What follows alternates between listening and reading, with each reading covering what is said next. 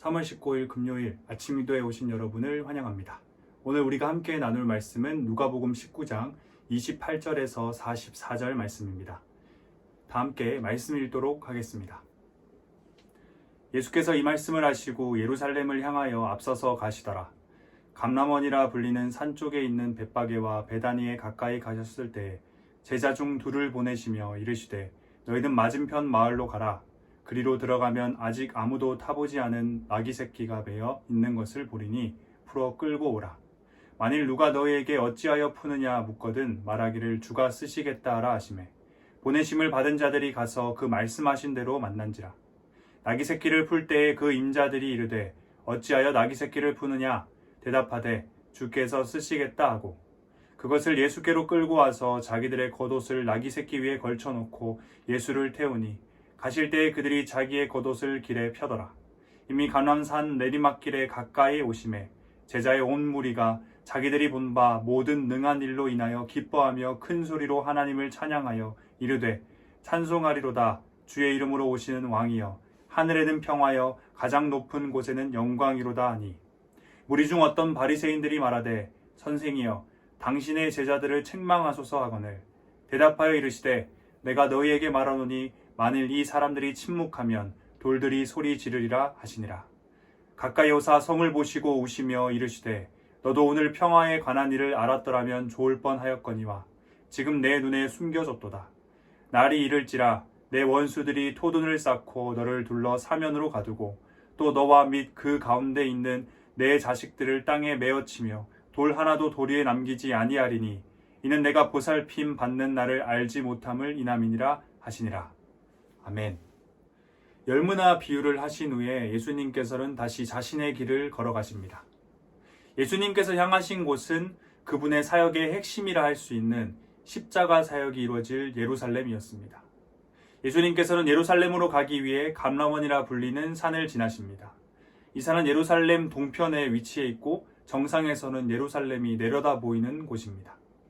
벳바게와 베단이라는 마을에 가까이 갔을 때 예수님께서는 제자 둘을 보내십니다. 자신이 타실 나귀 새끼를 찾아오라 명하신 것입니다. 그 과정이 조금 특이합니다. 아무도 타보지 않은 나귀 새끼가 매어 있을 것이니 그것을 풀어 끌고 와라. 만약 누가 그것을 왜 푸느냐고 물어보면 주가 쓰시겠다라고 말하라고 하십니다. 그리고 이어지는 모든 상황들은 예수님께서 말씀하신 그대로 이루어집니다. 예수님께서 말씀하신 그곳에 아무도 타지 않은 나귀 새끼가 있었고 제자들이 그것을 풀자 한 사람이 어찌하여 나귀 새끼를 푸냐고 질문합니다. 그리고 제자들은 예수님의 말씀처럼 주께서 쓰시겠다라고 대답하자 그 사람은 아무 말 없이 그들을 보내줍니다. 마치 이미 다 짜여진 각본과 배우들이 맞추어서 연기를 하는 것처럼 예수님께서 타실 나귀 새끼를 구해오는 그 모든 과정이 이상하게 느껴질 만큼 특이하면서도 일사천리로 진행이 됩니다. 평소에 궁금증도 많고 믿음이 부족했던 제자들이 예수님의 이 특이한 요청에 대해서 왜 이번에는 아무런 질문도 하지 않았는지, 매어있는 나귀 새끼가 있던 동네의 그 임자들은 왜 처음 보는 두 남성이 매어있던 나귀 새끼를 풀어가는데 주께서 쓰시겠다고 답하자 아무런 대꾸도 하지 않았는지, 누가는 그 이유를 상세하게 기록하고 있지는 않습니다. 그렇다면 어떻게 이런 이상한 일들이 아무런 문제 없이 진행될 수 있었던 것일까요? 사복음서의 여러 기록들에 따르면 예수님께서 어떤 장소에 등장하시게 되면 주변 마을에 소문이 순식간에 퍼집니다. 그리고 수많은 사람들이 예수님 주변으로 몰려들었습니다. 그래서 어떤 경우에 예수님께서는 순식간에 몰려드는 사람들을 피하기 위해서 애쓰시기도 하셨습니다. 이런 점으로 미뤄볼 때 오늘 본문에서 예수님께서 감람산으로 올라가실 때도 이미 그 주변 마을에는 예수님께서 오셨다는 소문이 다 퍼졌을 것입니다. 그리고 당연히 제자들이 나귀 새끼를 찾으러 가는 그 마을에도 예수님께서 오셨다는 소문은 퍼져 있었을 것입니다. 당시 제자들뿐만 아니라 수많은 이스라엘 백성들에게 예수님은 자신들을 로마의 압제로부터 해방시켜줄 메시아였습니다. 그래서 예수님을 왕으로 삼고자 하기도 했고 예수님이 새롭게 세울 나라에 자신들이 어떤 자리에 앉을지 다투기도 했습니다. 그렇게 당시 이스라엘 백성들이 예수님을 보면 로마의 압제 아래 고통받던 자신들이 그토록 기다리던 메시아가 어떤 모습으로 올지를 기록했던 그 구약 말씀이 자연스럽게 떠오르게 되는 것입니다. 바로 스가랴 9장 9절 말씀입니다. 시온에 따라 크게 기뻐할지어다. 예루살렘에 따라 즐거이 부를지어다. 보라, 내 왕이 내게 임하시나니 그는 공의로우시며 구원을 베푸시며 겸손하시어 나귀를 타시나니 나귀의 작은 것 곧 나귀 새끼니라. 그들은 그저 언제쯤 예수님께서 스가랴 9장 9절의 말씀을 성취하실까, 다시 말해 언제쯤 나귀 새끼를 타실까만 기다리고 있었을 것입니다. 그런데 그때가 온 것입니다. 예수님께서 제자들에게 나귀 새끼를 데려오라 하신 것입니다. 이런 상황을 고려하고 감람원에 도착하셔서 제자들에게 나귀 새끼를 가져오라 하셨을 때의 모습을 다시 본다면 제자들이 왜 아무 말도 없이 순종했는지, 동네의 사람들, 특히 그 임자들은 왜 주께서 쓰시겠다고 하자 더 이상 말을 안 했는지, 그 모든 이상한 상황들이 다 이해가 됩니다. 드디어 제자들과 이스라엘 백성들이 기다리던 시간이 찾아왔습니다. 이제 그들이 메시아로 생각했던 예수님이 스스로 자신을 메시아라 천명하는 것이기 때문입니다.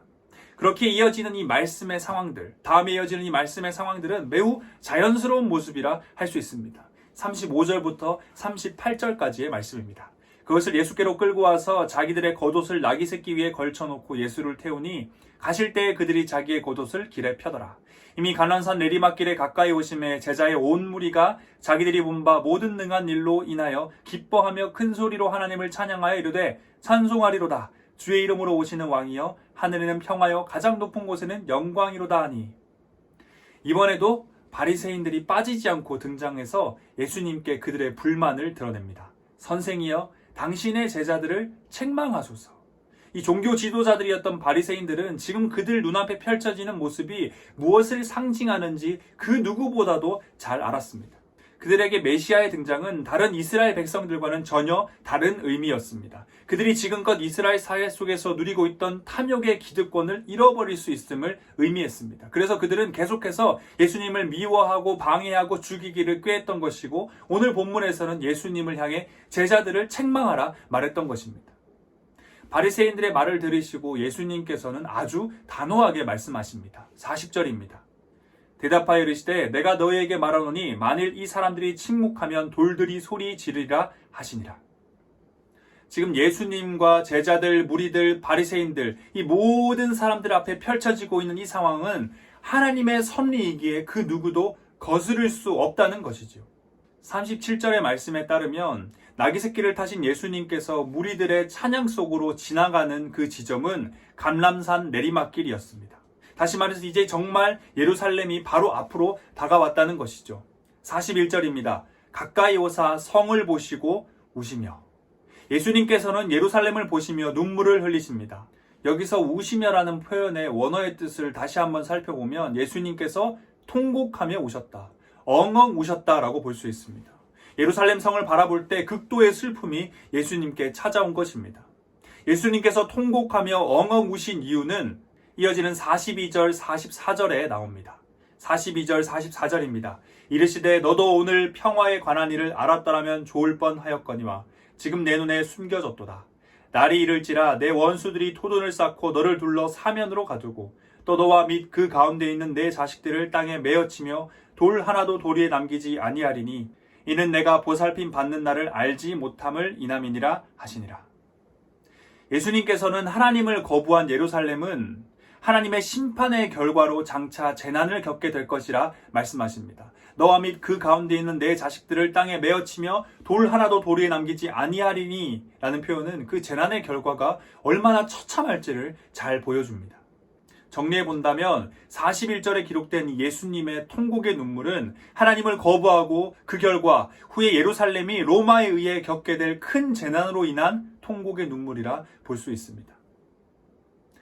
오늘 본문은 감람산에서 출발하여 예루살렘 앞까지의 여정을 그리고 있습니다. 그리고 그 여정 가운데는 예수님, 그리고 제자들과 무리들, 마지막으로 바리새인들이 등장합니다. 그런데 오늘 본문에 등장하는 이 모든 사람들은 다 함께 예루살렘을 향해 가고 있지만 그 누구도 예수님과 같은 뜻, 같은 마음을 가지고 있지는 않습니다. 제자들과 무리들 그리고 바리새인들은 예수님을 철저히 정치적 메시아로, 다시 말해 당장이라도 로마의 압제로부터 자신을 해방시켜줄 정치적 메시아로만 바라보고 있었습니다. 그래서 제자들과 무리들은 예수님을 찬양하고 환호했고 바리새인들은 불만을 드러내며 예수님을 공격하려 했습니다. 이런 모습이 가장 극명하게 드러나는 부분은 바로 예수님께서 예루살렘 성을 보시며 이 통곡의 눈물을 흘릴 때입니다. 드디어 기다리던 예수님의 메시아 청명의 시간이 다가왔다라고 생각했던 제자들과 무리들, 그리고 그 상황을 못마땅하게 여겼던 바리새인들은 예수님께서 갑자기 왜 저렇게 통곡하며 우시는지 아무도 몰랐을 것입니다. 예수님의 통곡의 울음소리는 조금 전까지 하나님을 찬양하며 환호했던 수많은 사람들을 당황하게 했을 것이고 분위기도 순식간에 차갑게 만들었을 것입니다. 도대체 왜 우실까? 이제 그 위대한 능력으로 로마의 압제의 쇠사슬을 끊어내고 이스라엘을 다시 새롭게 세우면 되는데, 이제 앞으로 기쁘고 행복한 일만 펼쳐질 텐데, 지금이 그 위대한 승리의 시작인데 도대체 왜 우실까? 아마 이런 질문들이 예수님을 둘러싸고 있는 수많은 사람들의 머릿속에 가득했을 것입니다. 이처럼 예수님과 함께 제자들과 무리들 그리고 바리새인들이 예루살렘을 향해서 가고 있었지만 그 누구도 예수님과 같은 뜻, 같은 마음을 가지고 있지는 않았습니다. 저는 오늘 본문을 연구하고 묵상하면서 예수님께서 통곡하며 우셨다라고 기록하고 있는 이 41절의 말씀이 잊혀지지 않습니다. 단순히 예수님께서 우셨다라는 것 때문이 아니라 그 많은 사람들이 함께 예루살렘을 향해 갔지만 오직 예수님 한 분만이 예루살렘을 바라보며 우셨기 때문입니다. 예수님께서 외로우셨겠다라는 생각까지 들게 했습니다.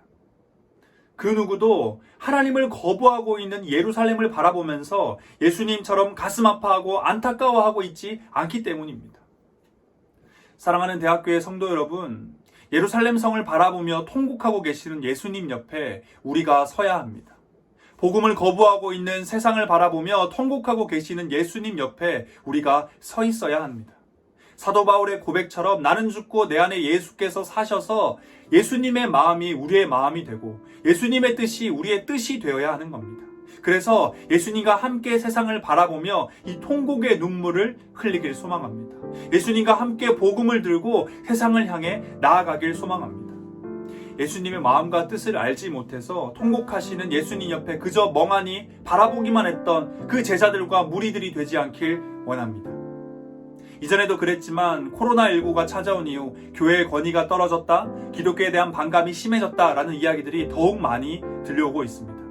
세상이 복음을 더욱 강력하게 거부하고 있는 것이죠. 하지만 그렇다고 우리가 누리고 있는, 우리가 전해야 하는 이 복음의 능력과 복음의 가치가 줄어들거나 사라진 것은 아닙니다. 여전히 복음은 생명을 살리는 능력이 있고 여전히 복음은 우리의 인생에 가장 가치 있는 것입니다. 그렇게 복음을 거부하는 세상을 바라보며 애통한 마음, 통곡하는 눈물이 있어야 합니다. 그리고 그것을 가지고 세상으로 들어가 복음을 전해야 합니다.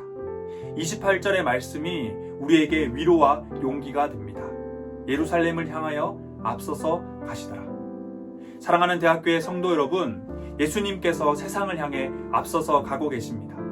우리 다 함께 그분의 뒤를 쫓아 복음 들고 세상으로 뛰어들길 소망합니다.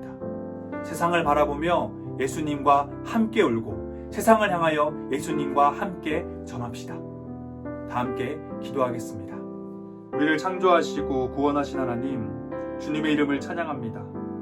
하나님, 오늘 우리는 누가복음의 말씀을 통해 예루살렘을 바라보며 통곡의 눈물을 흘리시는 예수님을 묵상하였습니다. 하나님, 우리도 예수님의 마음과 뜻을 알아 예수님과 함께 세상을 바라보며 통곡의 눈물을 흘리길 원합니다. 그리고 예수님과 함께 세상에 복음을 전하길 원합니다.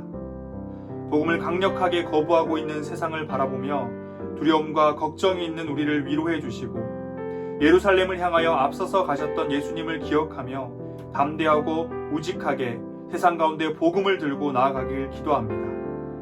오늘 우리에게 통곡의 눈물을 허락하여 주시고 복음의 선포의 자리를 만들어 주시길 소망하며 우리의 구원자, 삶의 이유, 다시 오실 예수 그리스도의 이름으로 기도드립니다. 아멘.